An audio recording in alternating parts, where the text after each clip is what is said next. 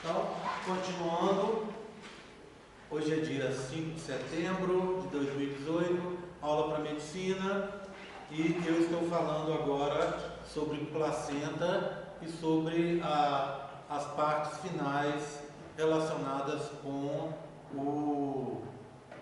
a embriologia básica, né? Para que a gente possa finalmente entrar em embriologia de sistema da CIP. Bem, aqui eu tenho para mostrar para vocês uma placenta que foi retirada de uma paciente que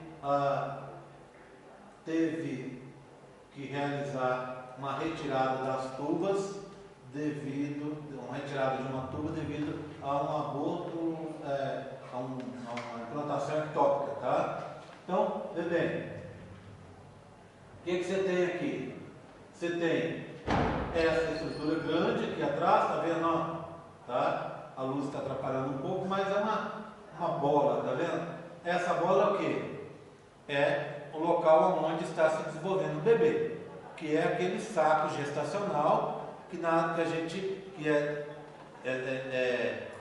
ladeado externamente, né? Que é delimitado externamente pela membrana umbilicoreal. Tá aqui. Além disso, do lado de fora dele, você ainda teria a decídua capsular, né? A parte materna. Estaria envolvendo essa região.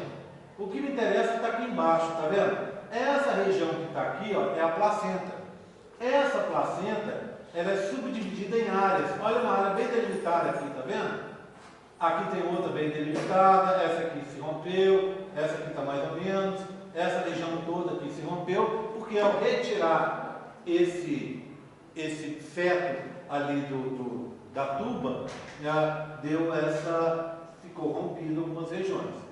Cada subdivisão da placenta a gente chama de cotilédone, tá vendo? Então ela é dividida em áreas e cada área é um cotilédone. Tudo bem? Tranquilo? Bem, diz aqui tá vendo? Eu peguei essa figura da internet, diz que aqui tem um cotovelo de um feto de 13 semanas. Bem, confesso para vocês que eu tentei ver esse cotovelo de tudo quanto é forma e não vi não, mas se diz é porque deve ter, né? Tá vendo? Então esse é o córeo liso, sem as vilosidades, e esse daqui é o córeo viloso que vai fazer parte da placenta. Se eu der uma olhada nessa placenta, o esquema dela, deixa eu passar aqui, isso aqui não interessa por enquanto, daqui a pouco eu vou falar sobre isso, tá? A placenta vai estar com essa estrutura aqui, ó. Aqui está a face fetal dela e aqui está a face materna. Tá vendo? Se eu olhar aqui então, a placenta é subdividida em áreas. Cada área dessa é um cotilédone. E se eu for olhar uma pequena areazinha aqui, por exemplo, ó, imagina se eu resolver pegar aqui, ó, uma areazinha assim, ó. Tudo bem? Só uma areazinha assim. Se eu pegar essa área e fizer um corte para a gente ver, a gente vai ver uma estrutura assim. Olha aqui. Uma estrutura assim, tá vendo? Tá? Só para vocês localizarem. Daqui a pouco eu vou descrever essa estrutura. Mas eu vou voltar um slide atrás, depois mais um, para a gente ver algumas coisas que eu preciso falar. A primeira delas é a seguinte. Aqui está a face fetal da placenta, tá vendo? Então, aqui você teria, aqui foi cortado, tá vendo? Você teria o saco gestacional, o âmbito, cavidade amniótica, onde o bebê estaria, né? O bebê estaria aqui, ó. Aqui você tem as duas artérias umbilicais e a veia umbilical aqui embaixo.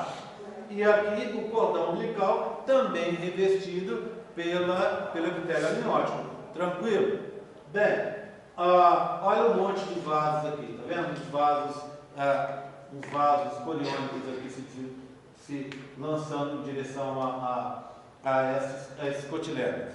Por falar em córeo, eu queria mostrar para vocês as diferenciações do córeo. Tudo bem? Então vamos lá. Lembra daqueles modelos que a gente viu de encaixar, que tinha parte de fora laranja, que eu ia desmanchando, encaixando para mostrar para vocês? Então imagina Você lembra que da parte de fora laranja, ela tinha um monte de expansõezinhas? Imagina se você pegasse uma expansão daquela e cortasse. Então você tem a expansão assim, você fizesse um corte para a gente ver como é que é por dentro. Então, você começa assim, ó. O desenvolvimento começa com esse de cá. Uma vilosidade coriônica, a expansão do córeo é a velocidade coriônica primária. Essa velocidade coriônica primária, que foi a primeira a surgir, ela só tem dois elementos. Do lado de fora, aqui de verde, o sincício trofoblasto, e do lado de dentro, o citotrofoblasto. Passa um tempo, lembra do modelo? Essa região interna é invadida pelo mesoderma extraembrionário. Se você quiser ser mais perfeccionista, mesoderma extraembrionário, folheto externo. Então agora você tem uma velocidade coriônica secundária com três elementos: sincício trofoblasto do lado de fora, citotrofoblasto do lado de dentro e mais internamente mesoderma extraembrionário. Ok? Velocidade coriônica secundária. Passamos. Agora temos uma velocidade coriônica. Não é possível, bati aqui de novo.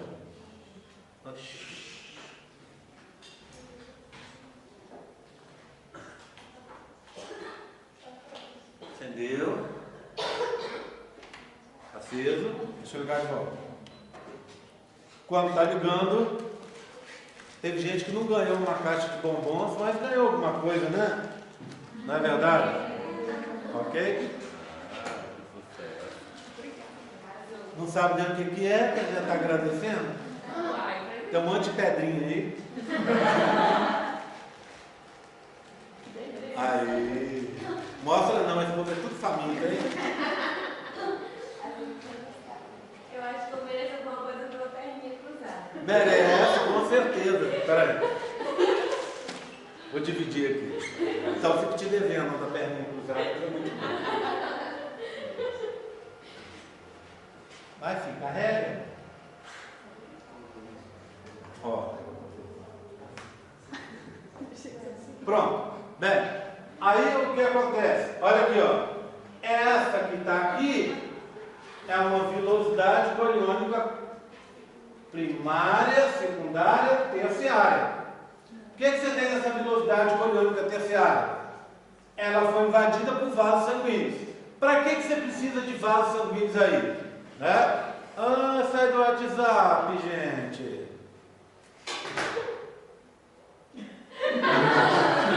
Tava saindo. Tudo bem. Gente, vou despedir de todo mundo, entrar em todos os grupos, despedir, eu sei como é que é, né? Então o que acontece? Essa velocidade ainda na terceira semana, ela foi invadida por vasos sanguíneos. Por quê? Porque o bebê está em crescimento acelerado, em diferenciações também, e aí ele precisa de ter vasos sanguíneos para levar nutrientes para lá e para cá, levar oxigênio para lá e para cá, tirar as excretas nitrogenadas, tirar os resíduos metabólicos, tirar fora o CO2, né? Levar para a mãe citocinas, trazer hormônios, tudo isso tem que ter um sistema capaz de fazer isso. E esse sistema que se desenvolve ainda na terceira semana é o sistema circulatório, se desenvolve bem no começo. Só para vocês terem uma ideia da base, da rapidez desse desenvolvimento, vocês sabem quanto tempo leva para o coração começar a bater? 21 para 22 dias. Ou seja, vamos pensar de novo. A menina menstruou no dia 1º, ficou grávida no dia 14. Dia 28 é a 4ª semana dela, ou seja, o final do mês. Tá bom? Aí o que acontece? Ela já está com 2 semanas. Na primeira semana do mês seguinte, no final da primeira semana do mês seguinte, completando então 7, 14, 21 dias, o coração começa a bater entre o 21º e o 22º dia. A menina, na imensa maioria dos casos, não sabe que está grávida. E costuma acontecer assim, como aconteceu com a minha ex-mulher.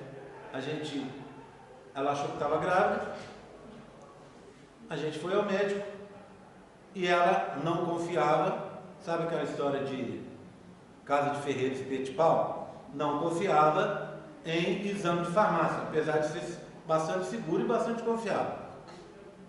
Eu acho que ela tinha feito exame de farmácia e não confiava. Aí marcou no médico, eu fui com ela, para que ela pedisse o exame de sangue do médico. Disse que o médico fizesse exame de sangue para ela saber se estava grávida ou não. Quando ela chegou lá, eu lembro que era um médico muito atrapalhado, muito competente, mas assim, ele é meio enrolado para falar, fica assim e tal, né? E ele fala muito rápido, ele virou para ela assim, não, vem cá. Aí já pegou ela assim, vem cá. Deita aqui. Aí ela deitou, ele falou, levanta a blusa um pouquinho. Ela levantou, aí ele veio com o Doppler, que é aquele, entre aspas, aquele microfoninho, né? Colocou aqui na barriga dela e a gente ouviu as batidas do coração do Rafael. Então o que acontece? Você descobre que está grávida, descobre que o bebê já tem um coração batendo, isso com 3 semanas. Então acontece muitas vezes isso. Não precisa de ter o exame, já está ali, o coração já começa a bater muito antes. Então esse sistema circulatório se forma muito cedo para permitir esse tipo de coisa. Agora, aqui tem uma velocidade coriônica a termo. Vocês conhecem esse termo, a termo? Quando a gente fala o bebê a termo. Bebê a termo é o bebê que nasce no tempo. No tempo não quer dizer assim, o bebê nasceu na chuva, no sol, não é isso não. No tempo correto. Não é um bebê prematuro. Aí eles falam, nasceu a tempo e nasceu fora do tempo. Fora do tempo é o prematuro. Tá? Bem, não acredito que você toca o celular de novo. Ô gente, a UFLA tem milhares de metros quadrados, você tem que usar o celular dentro da minha sala? Me ajuda aí, né? Caridade. Né? Bem, só por causa disso hoje eu vou ficar até as 8 horas. Tá? Ok? Bem. A maioria não merece. Não, todo mundo. Esse negócio de perninha cruzada, de bebê, né? Bem. Você não tá assim. Você vai ter que ficar até meia-noite. Olha aqui. O que quer dizer a termo? Quer dizer alguma coisa que está próximo do nascimento. Então, quando a gente fala estrutura a termo, é porque ela já foi formada de uma forma definitiva e está mais próxima do nascimento, tudo bem? Então, você falar, pulmão está a termo, é o pulmão que já está totalmente funcional. Tá? A velocidade coriônica a termo, que é essa aqui, ó, é a velocidade coriônica que se observa próxima do nascimento. Vamos fazer. O que acontece com essa velocidade coriônica? Ela vai ter algumas alterações.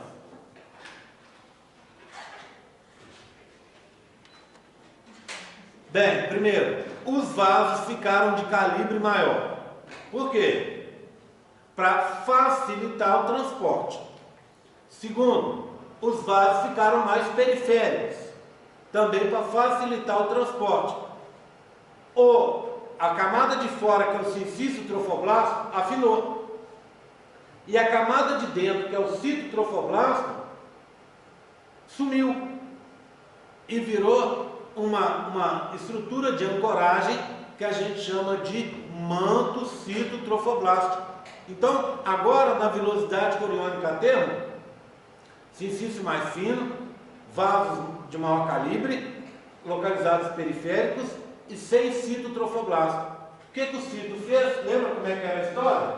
Você tinha uma coisa assim, ó. Você tinha o sincício do lado de fora, né? O sincício está do lado de fora. Pronto. Tudo bem? O sincício está aqui. O citotrofoblasto estava lá dentro.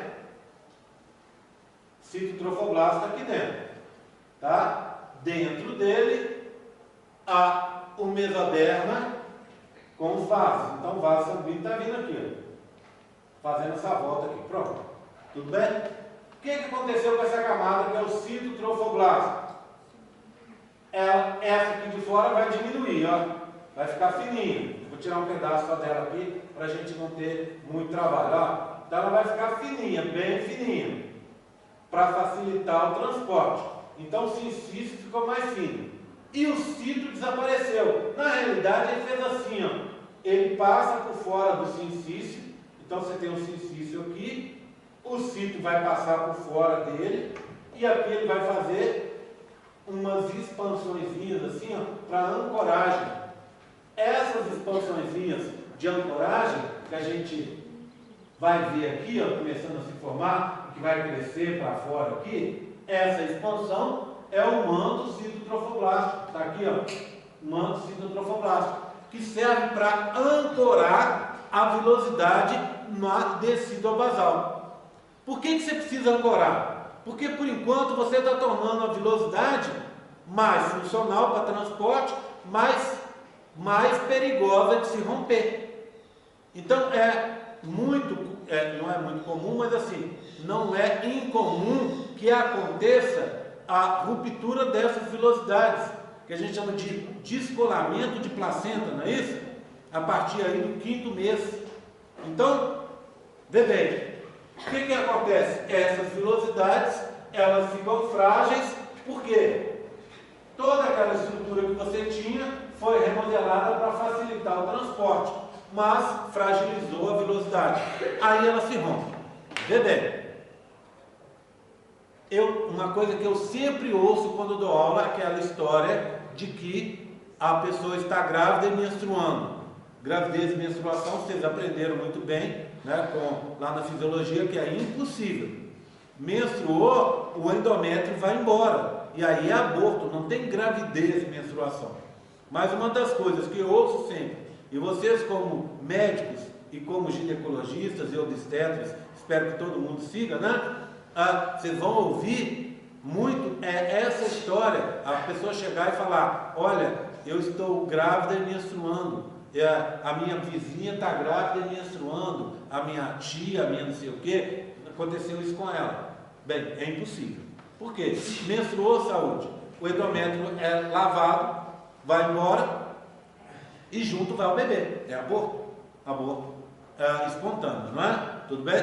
Bem, então essa pessoa está falando mentira? Não.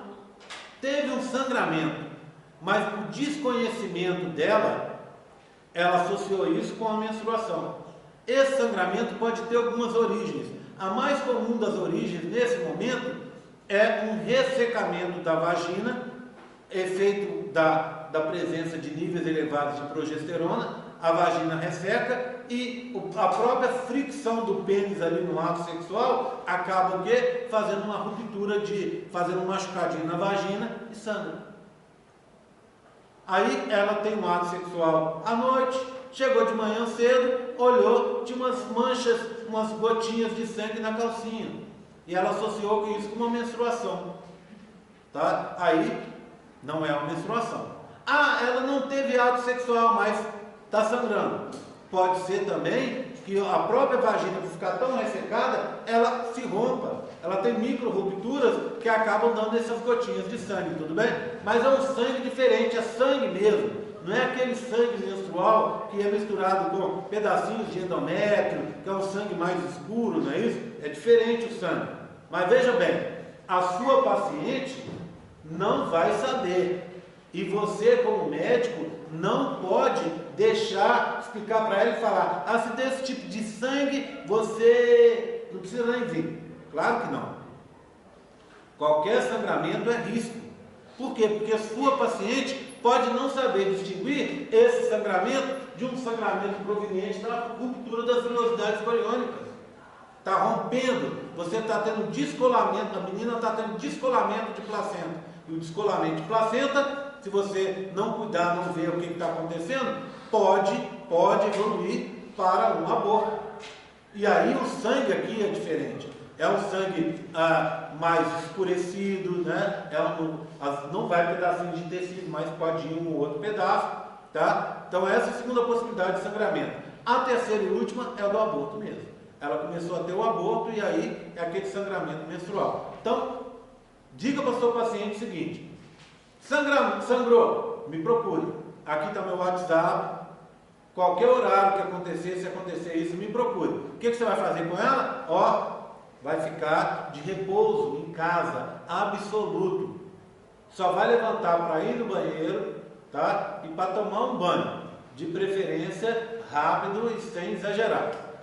Explica para a paciente o seguinte: minha filha, não aproveita que você está em casa para você fazer aquela faxina e lavar o telhado que você queria, você capinar aquele quintal que você queria, não pode, tá? É repouso absoluto. Para quê? Para ver se vai ter outro sangramento. Porque pode acontecer, e acontece às vezes, de ter o sangramento por causa de alguma arte, de alguma coisa que aconteceu. Lembra da minha ex-mulher que eu estava contando para vocês? Ela teve um sangramento no meio da gravidez do Rafael. Por quê? Porque a danadinha estava andando de moto e caiu de moto. Grávida. O cara fechou, ela foi para o chão. Aí o que aconteceu? Teve um sangramento. O que o médico falou e ela fez? Ficou em casa. Ficou em casa um tempo, não teve mais sangramento, bola para frente. Mas, se tivesse um outro evento, porque às vezes é uma coincidência infeliz, teve um evento que pode ter levado ao sangramento e teve um sangramento que não foi relacionado ao evento, entendeu? Então tem que olhar. Então, sangramento na gravidez é sinônimo de consultório médico. Vai ao médico, para o médico te falar, para o médico olhar o que está acontecendo. Mesmo que você chegue, o paciente chegue 2, 3 vezes para você e está com sangramento de origem vaginal, você vai falar com ela ainda assim: toda vez que sangrar, me procure, porque às vezes um próximo sangramento pode não ter essa origem. Concorda? Tua pergunta? Já respondi. Tá bom? Ok. Tá? Então, tranquilo com isso? Vamos dar uma olhada então como é que fica a estrutura da placenta. Agora eu posso passar para ela? Repete o nome, por favor, do manto. Manto citotrofoblástico, porque vem do trofoblasto, né? E é manto porque cobre. Então eu vou chegar aqui, ó, certo? Para falar para você sobre a estrutura da placenta. Me acompanhem. Antes de falar da estrutura da placenta, deixa eu contar para você sobre circulação invertida. Já ouviram isso? Esse termo? Vamos lá. Você tem a grande circulação, que é saída do coração, né? Lado esquerdo, ventrículo esquerdo, sai para o corpo, volta volta pelo lado direito. Então é ventrículo esquerdo, átrio direito. Grande circulação. Tá certo? Tudo bem? Vai da aorta para as veias cavas. Essa é a grande circulação. E você tem a pequena circulação também, que é ventrículo direito, pulmão, ventrículo esquerdo, não é? Tudo bem? Então essa é a pequena circulação. É do coração para os pulmões, de volta para o coração depois da hematose. O que acontece? O sangue chega com muita pressão no coração e vai imediatamente ao lado para o pulmão. O pulmão tem os alvéolos pulmonares, que são tremendamente delicados. O que aconteceria? Esse sangue, se ele vai com tanta pressão, com tanta força para o pulmão, ele destruiria os alvéolos pulmonares. Concorda? Ele não pode sair com a velocidade que ele chegou no coração para os alvéolos pulmonares, que ele ia destruir os alvéolos. Como você resolve isso? Você tem que frear, você tem que controlar a velocidade desse fluxo sanguíneo. Que tipo de vaso sanguíneo consegue controlar o fluxo? As artérias. Por quê? A artéria ela vai fazer, quando ela quer mais velocidade, ela faz uma sístole, né? E quando ela quer menos velocidade, ela aumenta o diâmetro numa diástole. Então ela vai controlar esse processo, a velocidade do sangue que está passando ali. Para fazer isso, então, para evitar esse problema do seu pulmão, o sangue que sai do coração para o pulmão vai por artérias pulmonares. Só que o sangue que está saindo do coração é um sangue venoso. O que é o sangue venoso? É o sangue rico em CO2. Então, nesse momento, você tem um sangue venoso passando por artérias. Você vai falar: pô, mas eu sempre aprendi que a artéria leva o sangue arterial e veio o sangue venoso. Nem sempre. O sangue é venoso ou arterial por causa da quantidade, da relação entre oxigênio e CO2 nele. Se tem mais CO2 do que oxigênio, é venoso. Por que chama venoso então? Porque às vezes ele é transportado principalmente por veias. Se tem mais oxigênio do que CO2, é o que? O sangue arterial. Por que se chama arterial? Porque a maioria das artérias leva esse sangue, mas nem todas. Então o que acontece? Do coração para o pulmão, as artérias levam esse sangue. E aí o que elas fazem? Aumenta o diâmetro para diminuir a velocidade, para esse sangue chegar com a velocidade suficiente no pulmão para não estragar nada. Pronto, ok? Para sair do pulmão, esse sangue que está chegando vai empurrando o sangue que está lá, concorda? Você tem um sangue parado ali, ó, no alvéolo pulmonar. Aí está chegando o sangue ali, ó, por um capilar. O que esse sangue está fazendo? Empurra o sangue que está ali e leva o sangue que estava parado ali para frente. O sangue que estava sofrendo hematose vai ser levado para frente por inércia, não é? Ele está sendo empurrado pelo sangue que está chegando. A gente sempre, no organismo da gente, trabalha pelo princípio da maior economia, menor gasto. Então, qual que é a solução para isso? Você faz o quê? Você pega e agora você vai fazer o contrário. O sangue que vai sair do pulmão para ir para o coração, vai por veias. A veia é mais barata para fazer do que a artéria. Por quê? Porque veia não tem aquele monte de fibras elásticas que uma artéria tem, nem aquela quantidade de músculo liso que tem. Então é mais fácil fazer uma veia que uma artéria. Está vendo? Inverteu. Qual que é o sangue que está chegando, saindo do coração e indo para o pulmão? Sangue venoso, sendo transportado pelas artérias pulmonares. Qual o sangue que está saindo do pulmão e indo para o coração? É um sangue arterial, rico em oxigênio, transportado por veias pulmonares. Entendeu? Então, essa é a circulação que a gente chama invertida. Por que ela está acontecendo?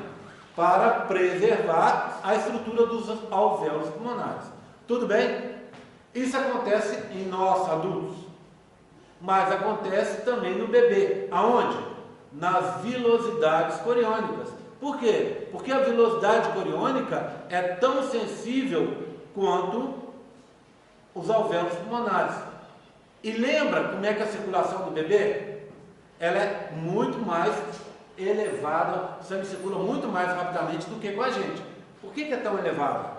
Porque o metabolismo dele é elevadíssimo, tá? Porque ele está crescendo, se desenvolvendo. Então, o sangue chega com muita velocidade nos alvéolos pulmonares. Se fosse por veia, sangue venoso, desculpa, nas velocidades coriônicas, olha eu emendando as duas histórias. O sangue vem do bebê para a velocidade coriônica com grande velocidade. Se ele chegasse naquela velocidade ali, o que aconteceria? Ele iria arrebentar os vasos da velocidade. Para evitar esse tipo de coisa, ele chega na velocidade, é o sangue venoso que está chegando, né? A hematose acontece lá na velocidade. O sangue venoso está chegando lá. Não é? O sangue venoso está chegando na velocidade. Esse sangue está vindo aonde? Do bebê para a placenta. Não é? O bebê está aqui, a placenta está aqui. Ele está vindo para chegar na velocidade. Em grande velocidade. Como é que você resolve o problema? Põe esse sangue para chegar na velocidade pelas artérias e não pela veia. Lembra? Nós são duas artérias e uma veia. Então, o bebê está aqui. O sangue está descendo dele para chegar na velocidade pelas artérias, porque a artéria tem a capacidade de sístole e diástole. Então ela tem essa capacidade, ela controla a velocidade do fluxo que está dentro dela, no seu interior. Tudo bem? Aí o sangue vem, olha, é um contínuo. Ele entrou, veio aqui, olha lá, ó, daqui sobe para cá. Então esse sangue que está em azul, aqui você vai ter uma anastomose, não é isso? Né? Arterial e venosa, ó, olha lá, ela vai chegar e vai o quê? Subir para a veia. Então o que acontece?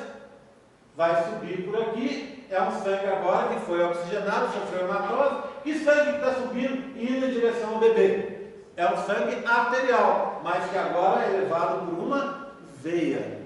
Então, essa é a circulação invertida que está acontecendo aí. De novo, para quê? Para proteger a estrutura da velocidade coriônica, tá? Artérias levando sangue venoso e veias levando sangue arterial. Qual que é o segredo? O segredo está na veia ou está na artéria? Na artéria. É a artéria, a capacidade de contratibilidade da artéria ou de expansibilidade da artéria que vai fazer com que você controle o fluxo. A veia está ali só para... Se você tivesse uma parada aqui, ó, você teria artéria e artéria. A veia está ali só por uma questão de economia. Porque se o sangue estivesse chegando à velocidade adequada, inclusive, você não precisaria ter artéria e veia. Poderia ser veia e veia.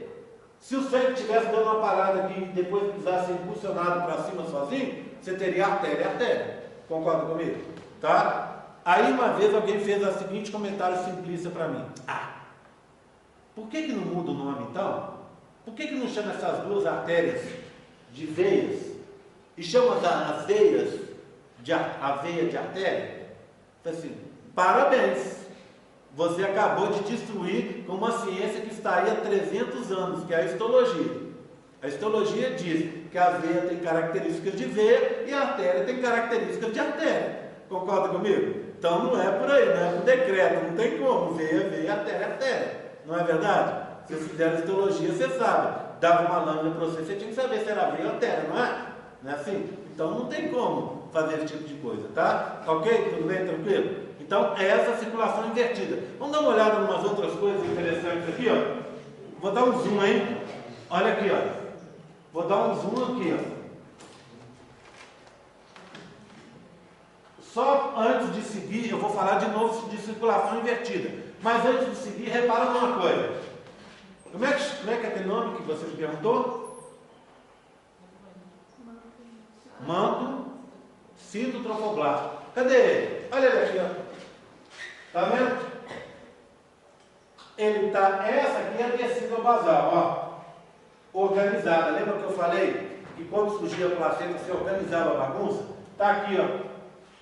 E só para lembrar, isso aqui é um pedacinho bem pequenininho disso aqui, ó.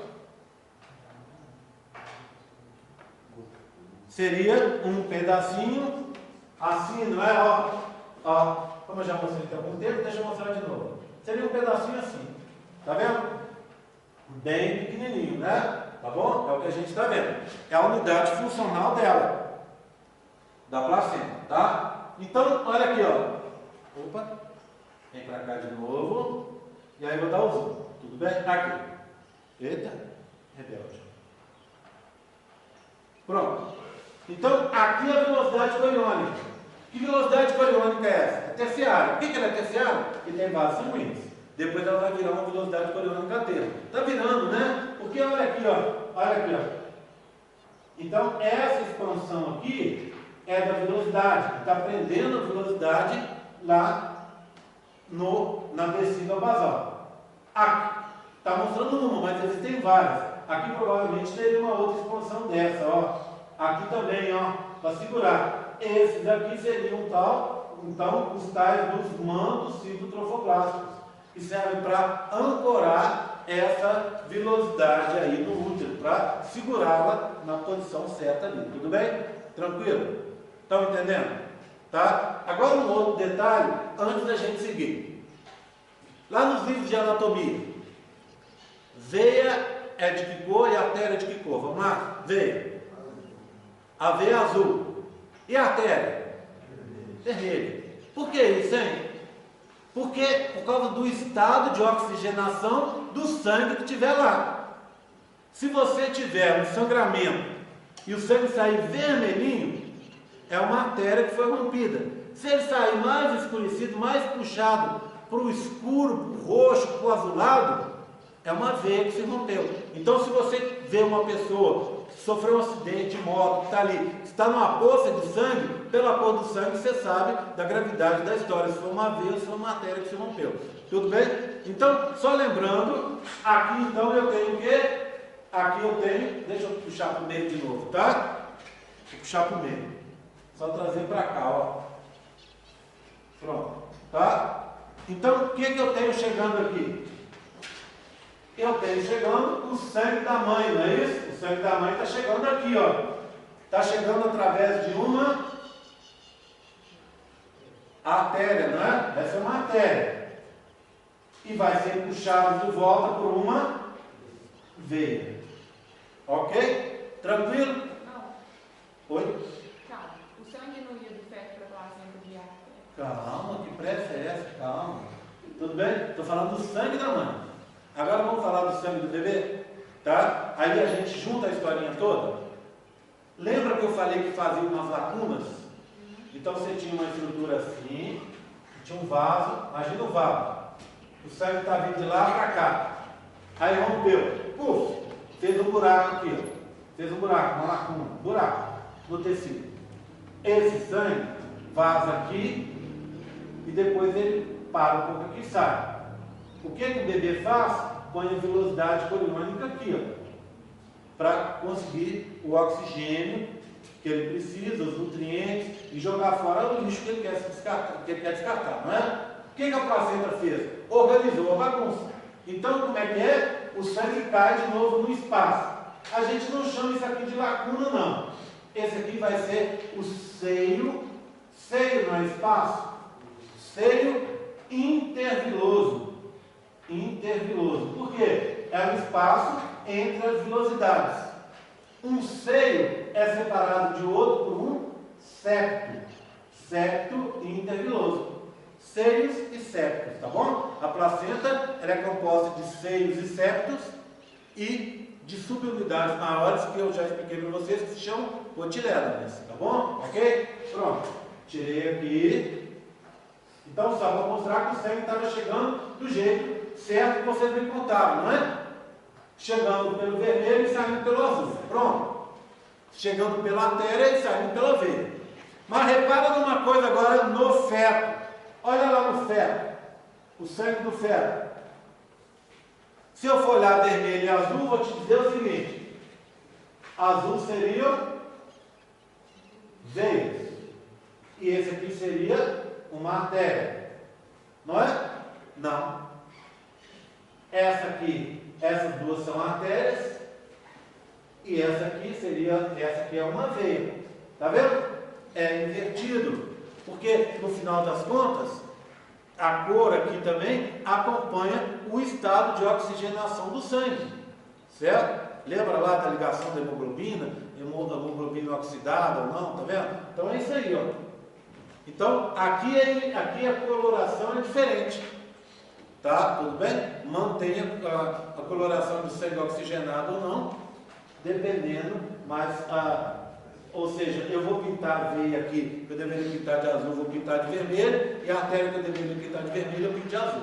Tudo bem? Claro isso. Vamos ver como é que funciona essa circulação agora? É muito simples, tá? Muito simples. Falar de coisas simples que vocês já estão começando a ficar cansados, e aí a gente mata essa história aqui com mais tranquilidade, tá? Vamos lá. Vou acompanhar nesses três, ó, me acompanhe. O sangue entra no seio interviloso por uma artéria, enche esse seio. Vai ficar um tempo no seio e depois vai ser puxado de volta por veia. Enquanto ele fica dentro do seio, ele fica banhando a vilosidade coriônica. E aí acontece a difusão e a osmose. Tá? Como é que vamos seguir o caminho de um elemento? Do oxigênio, por exemplo. Qual que é o caminho do oxigênio? O oxigênio, ele está onde? No sangue materno. Então, dentro do sangue materno, o oxigênio fica onde? Dentro da hemácia, complexado com a hemoglobina. Então, o oxigênio entrou aqui, ó. Entrou. O que o oxigênio tem que fazer?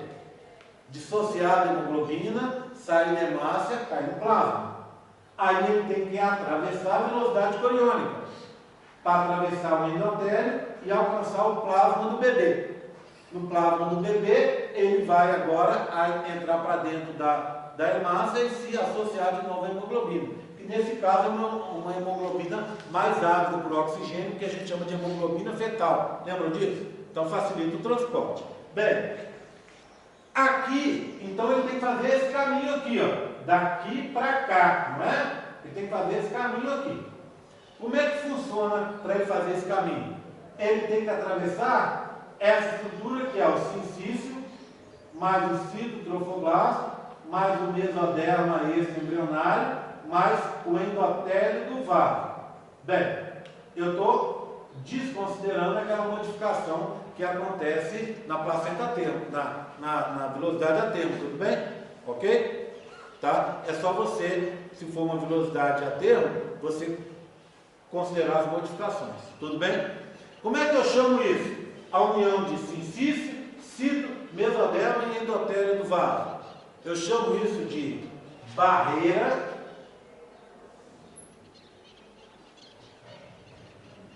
hematoplacentária. O que essa barreira faz? Separa o sangue do interior da placenta. Tá bom? Ela vai separar isso, porque o sangue do materno não pode ter contato diretamente com o sangue do bebê. Lembra da eritroblastose fetal, doença hemolítica do recém-nascido e tal? Não pode ter mistura do sangue.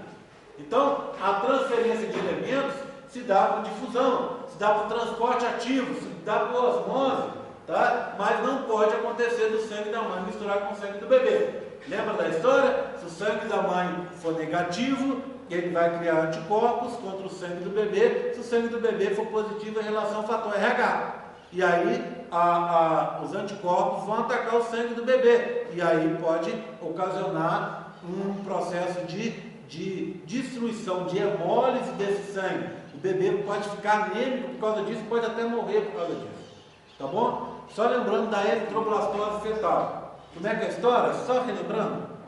A mulher RH negativa, ela tem, dependendo do tipo sanguíneo BO, se a paciente sua for RH negativo, você na primeira consulta, você vai pedir o exame, né? Vai pedir uma tipagem sanguínea. Se ela falar, eu sei, você vai assim, não, tudo bem, você sabe, mas põe lá no tipo sanguíneo, lá no exame de sangue que você vai pedir, você põe a tipagem, não custa nada, né? Porque a paciente pode falar que é O positiva e ela é O negativa, muda tudo, tá? E ela não pode, de repente ela não sabe direito como é que o negócio funciona, tá certo? Bem, aí veio, a paciente é negativa, tá?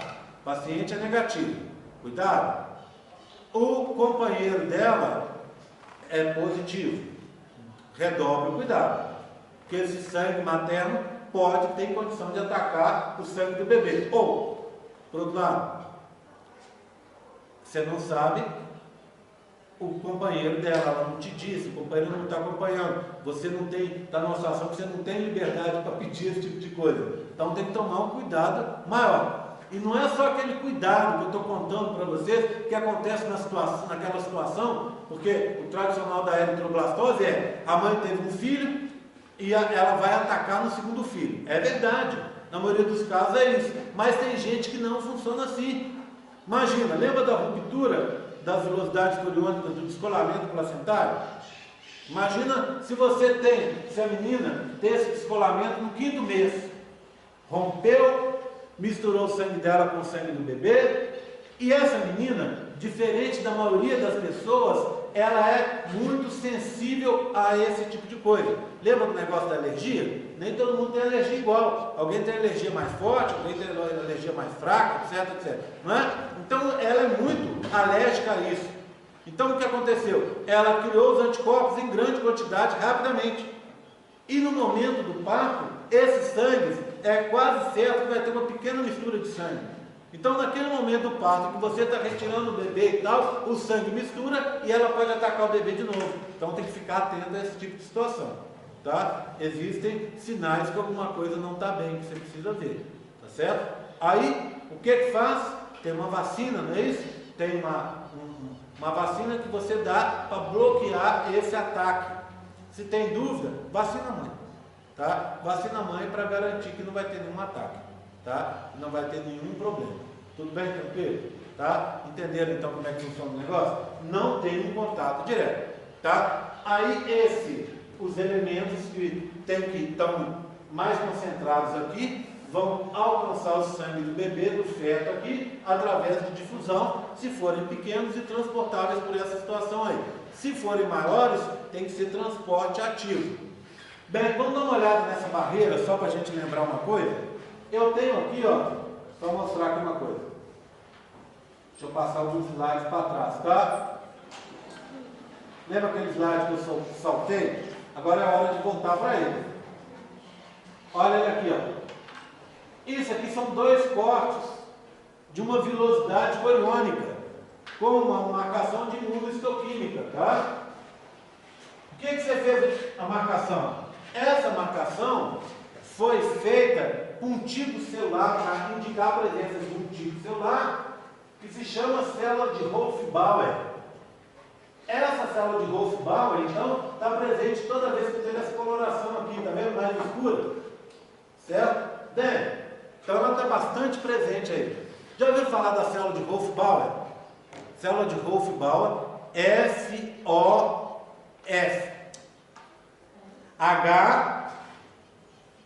H-O-F, Hof.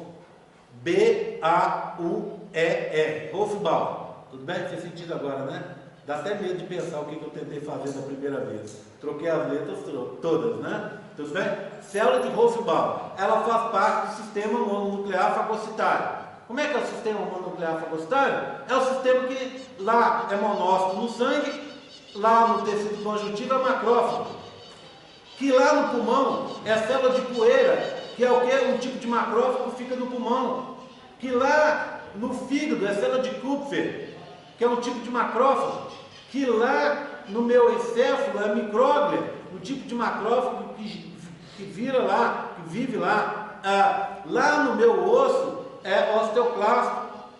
Tudo vem do monócito e chega ali e fica residente e assume características específicas daquele tecido e muda de nome. Mas é tudo a mesma célula. Essa célula de Hofbauer nada mais é do que isso, um macrófago que vive ali, fagocitando tudo que é esquisito, que tenta atravessar a barreira hematoplacentária. E funciona bem, tá? Funciona muito bem. Ele bloqueia quase tudo. Duas coisas ele não bloqueia, né? Algumas coisas ele não bloqueia. Citomegalovírus, algumas coisas assim ele não vai conseguir bloquear, tá? E hoje o Vinícius não está aqui, né? Era hora de eu falar cantilena no ouvido dele.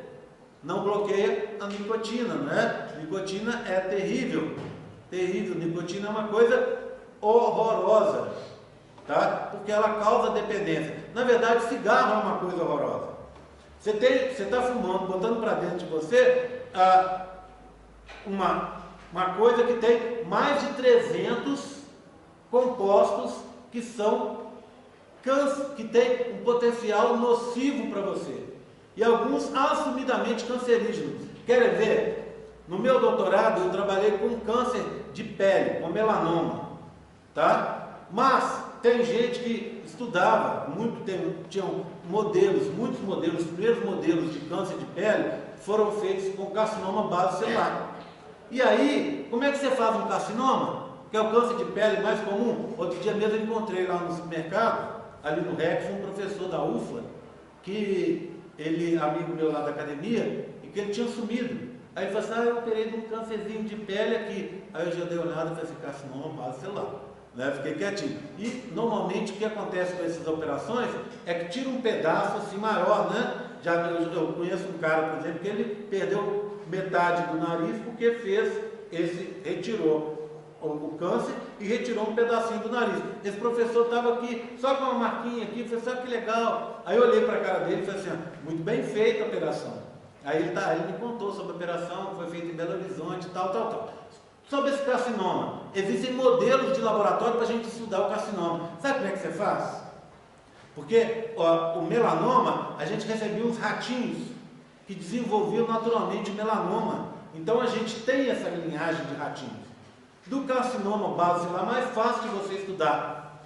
Já viram aquele colar elisabetano? O que é o colar elisabetano?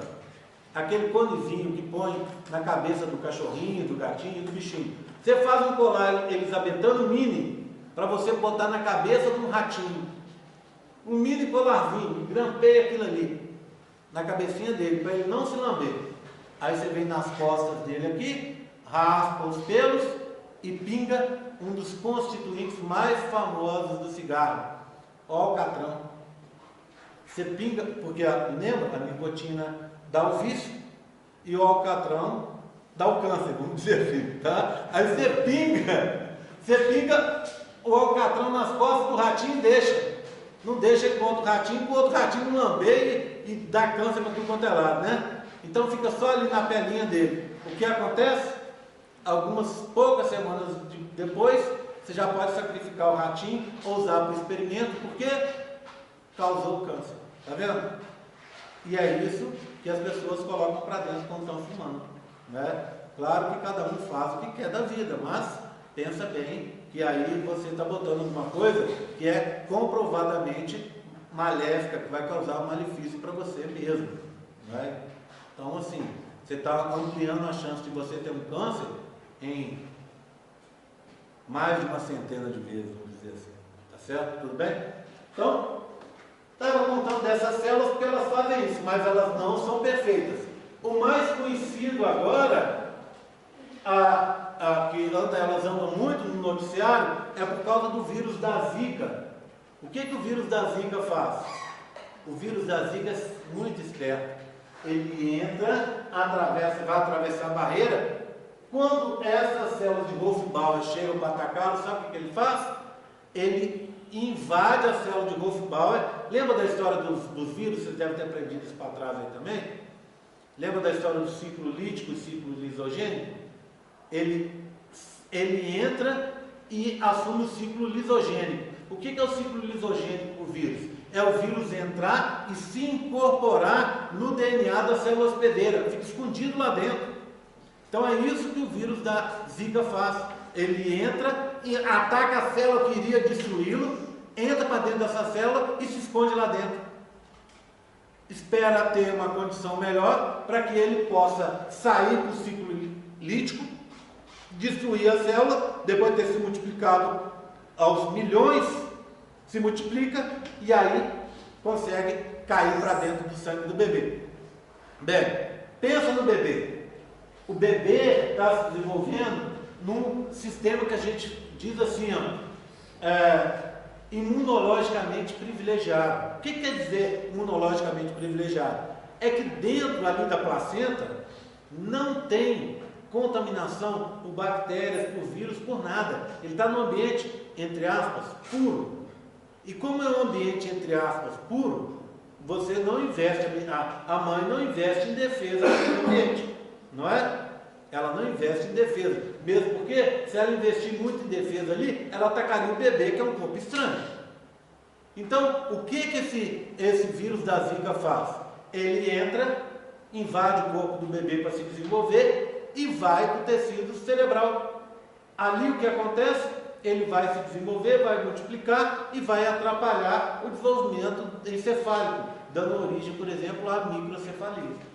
Tá? Tudo bem? Então, isso é super bacana de falar com vocês, porque isso é uma daquelas coisas que foi descoberta, das poucas coisas, porque a gente, infelizmente, em ciência, a gente está muito atrás, né? Uma daquelas poucas coisas que foi descoberta por brasileiros. E mais bacana ainda, muita gente entrou nisso, gente de Pernambuco. Porque quando a gente fala em Brasil em termos de ciência, você pensa São Paulo. Quando não é São Paulo, você pensa São Paulo.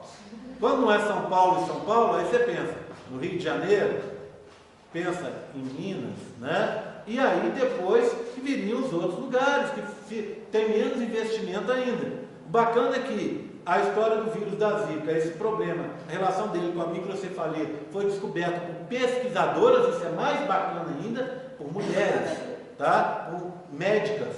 Mais bacana ainda, olha que coisa incrível. Nordeste, mulheres. Nordeste, pouca representação na ciência. Mulheres, pouca representação na ciência, tá? E médicas, menos representação ainda na ciência, ok? Tudo de Pernambuco.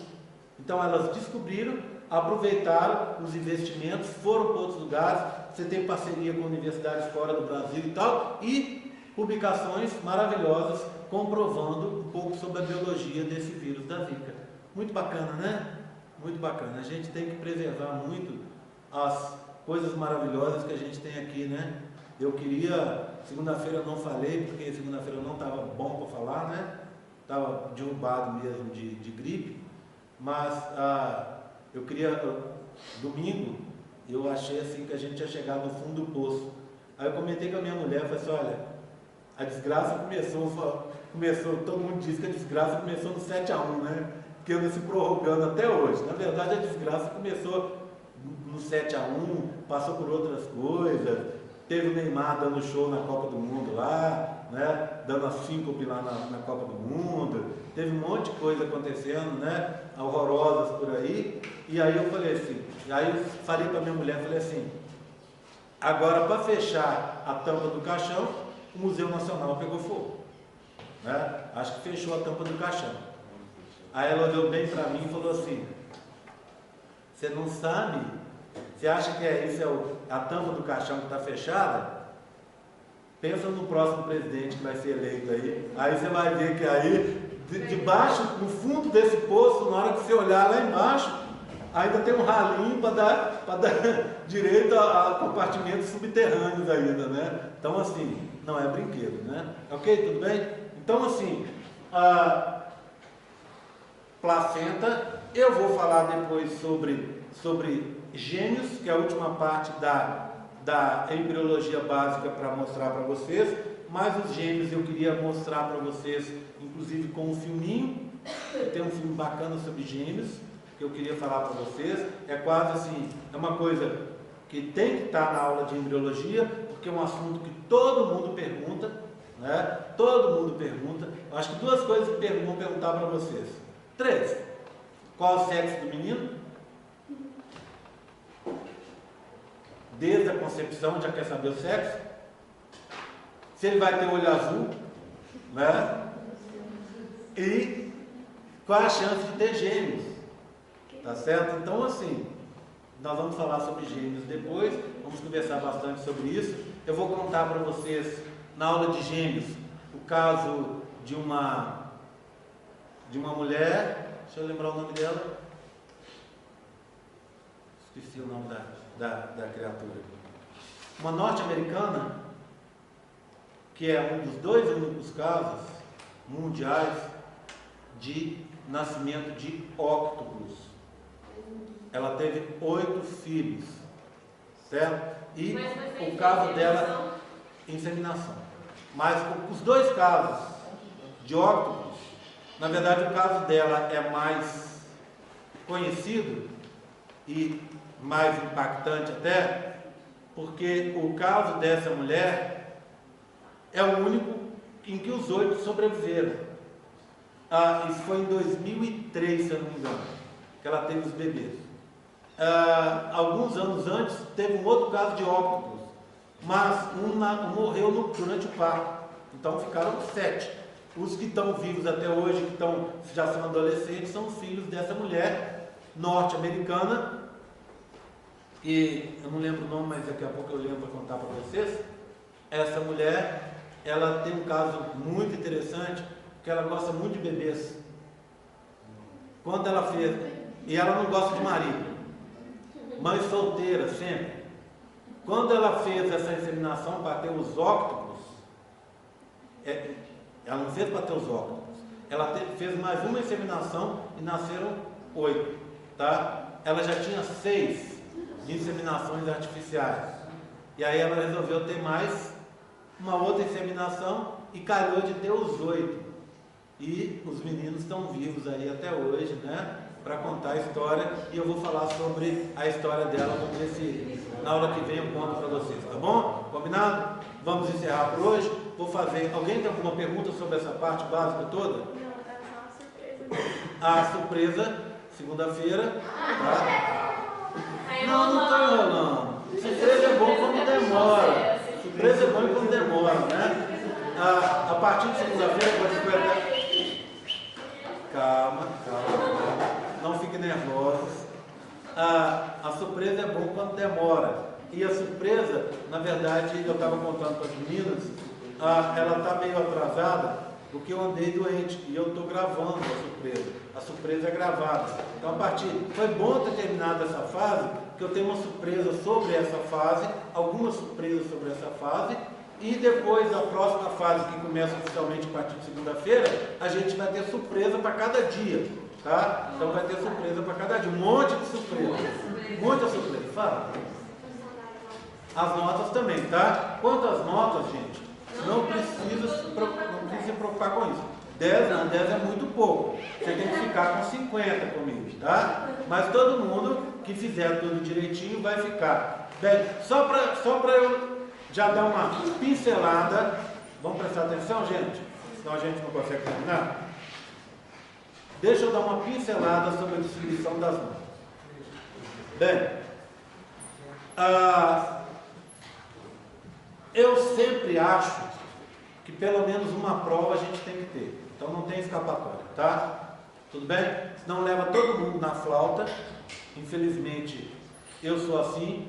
Acredito que muitos de vocês não sejam, mas alguns são, né? Eu, por mim, se não me apertar, eu não estudo, não é? Então, se não tiver um objetivo, que para vocês é a prova, tem muita gente que vai estudar outras matérias aí, vai largar a minha matéria preferida sem estudar, tá? Ó, tá certo? Então, assim, é normal, né? Aí, o que acontece?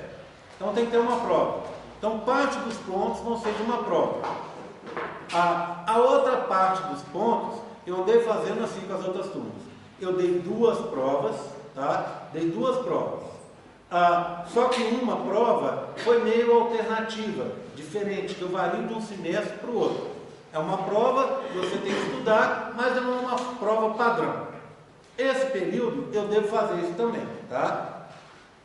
Não vou te dizer qual prova que é, porque eu sou bobo. Mas para as 2 provas tem que estudar do mesmo jeito, tá? Bem, eu não quero dividir 25 e 25, eu não acho isso correto. Então vão ter umas outras distribuições de pontos. Até o período passado eram os questionários. Esse período eu vou gravar umas aulas. Essas aulas eu não poderia gravar e dar para vocês agora, porque a embriologia básica, que está terminando hoje, e vai ter aí nos gêmeos, eu faço questão de dá-la e seguir para ver se vocês entendem, porque pelo menos para sair com a embriologia básica na cabeça. Por isso que eu estou voltando várias vezes na história da embriologia básica. Aprendeu a básica? Já é satisfeito. Agora nós temos que aprender os sistemas. Parte dos sistemas vão ser dados, e aí presta atenção, vão ser dados em aula, e parte dos sistemas vão ser dados em aula gravada e postada lá no YouTube. O que você vai fazer? Você vai abrir na sua casa a aula, assistir a aula com uma data definida para você assistir. Vão ter perguntas sobre a aula, mas essas perguntas são uma gostosura, sabe por quê? Porque é assim, ó, eu estou dando a aula, eu viro e falo assim, gente, agora eu vou falar sobre barreira hematoplacentária. A pergunta número 6 é: descreva a composição da barreira hematoplacentária e sua função. Qual a relação dela com o vírus da Zika? Essa é a pergunta 6. O que eu faço em seguida? Falo sobre o que é, respondo a pergunta. O que eu quero? Que você assista o vídeo, anote a pergunta e preste atenção na resposta sobre aquele assunto, para você comprovar para mim que você assistiu o vídeo prestando atenção. Não é? Pronto, está resolvido. Você vai responder aquilo, óbvio. A sua resposta não vai ser colada de ninguém, não vai ser retirada da internet, que aí a brincadeira deixa de ter graça. Se você fizer isso, vai ganhar os pontos. Então algumas aulas vão ser dadas assim. Por que eu estou pensando em fazer isso? Por exemplo, na turma do Igor. Não deu tempo da gente falar de tudo, né, Igor? Eu acho que a gente fazendo assim, a gente consegue falar de todos os assuntos. A gente tentou até fazer aula extra, mas o pessoal já não tinha tempo para isso. Vai ficando cada vez mais apertado ao longo do semestre. Então, dessa forma, a gente consegue ter as aulas de toda a matéria que eu quero, e aí funciona assim. Vamos supor, eu dei essa aula, uma aula que eu quero dar, formação dos membros. Aí foi o Túlio, assistiu a aula e respondeu as perguntas. Na aula seguinte, que é a aula em que a gente vai continuar o assunto, eu vou abrir um tempo de meia hora, ou mais se for necessário, para vocês tirarem as dúvidas sobre formação dos membros. Vocês já assistiram a aula. Aí o Túlio tem uma dúvida. O Túlio vai falar: olha, eu assisti a aula, mas eu não entendi tal coisa. Você pode me explicar? Eu explico. Entendeu? Então tem uma parte que é lá online e tem uma parte que é ao vivo e a cores aqui para a gente tirar as dúvidas. Assim eu acho que eu consigo andar